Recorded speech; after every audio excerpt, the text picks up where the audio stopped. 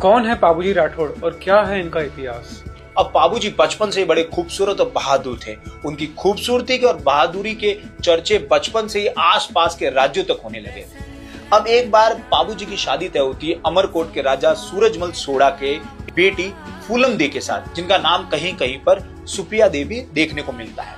अब बारात जानी थी, लेकिन बाबूजी के पास एक सुंदर घोड़ी की कमी थी और गांव वालों ने बताया कि एक देवल चारनी, उसके पास एक सुंदर घोड़ी है, आप उनसे मांग कर ले आओ। वो बाकियों को तो देगी नहीं, लेकिन आपको जरूर दे देगी, क्योंकि आपकी दरिया दली के लिए सब आपके दीवाने हैं। अब बाबूजी जाते हैं और देवल चारनी से वो घोड़ी मांगते हैं। देवल चारनी कहती है कि मैं घोड़ी तो आपको दे दूं, लेकिन अगर मेरी गायों को कुछ हो गया तो मेरे पास एक ही घोड़ी है।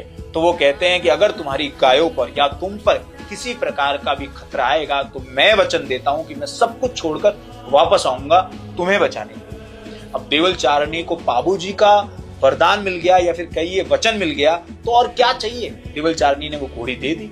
अब वो घोड़ी को लेकर अमरकोट पहुंचते हैं। अमरकोट में शादी की सभी कहते हैं कि प्रथा चालू होती है और बैठते हैं वो बाबूजी और फेरे चालू होते हैं। पहला फेरा, दूसरा फेरा और तीसरा फेरा पूरा होता है, तभी वो घोड़ी हिनहिनाती है, मानो उन्हें संकेत मिल रहा हो कि देवल चारनी की गाय खतरे में है। और सच में वो खतरे में थी। और ये जब हिनहिनाना सुनते हैं बाबूजी, तो वो चलते फेरे से उठ जाते हैं।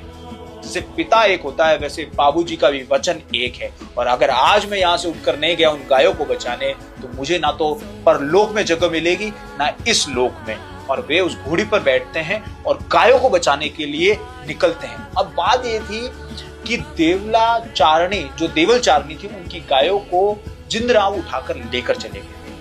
अब बाबूजी जाते हैं और वहां पर घमासान युद्ध होता है, बहुत घमासान युद्ध होता है और वे जिंदराव को हराकर गायों को बचा लेते हैं। लेकिन वो जिंदराव को मारते नहीं, क्योंकि कुछ लोग कहते हैं कि जिंदराव उनकी बहन के पति थे और वो अपनी बहन के सुहाग को उजाड़ना नहीं चाहते।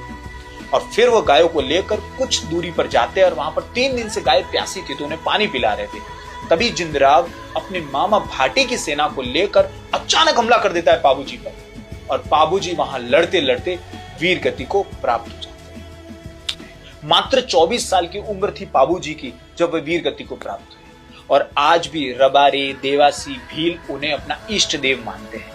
राजस्थान में ऊंटों को लाने वाले सबसे पहले बाबूजी थे, इसलिए उन्हें ऊंटों का देवता भी माना जाता है। वे लक्ष्मण के अवतार भी माने जाते हैं। इसके अलावा मेरा ये मानना है कि आज भी जहां जहां पर लोक देवताओं की बात होती है, उनमें बाबूजी का नाम बड़े सम्मान के साथ लिया जाता है।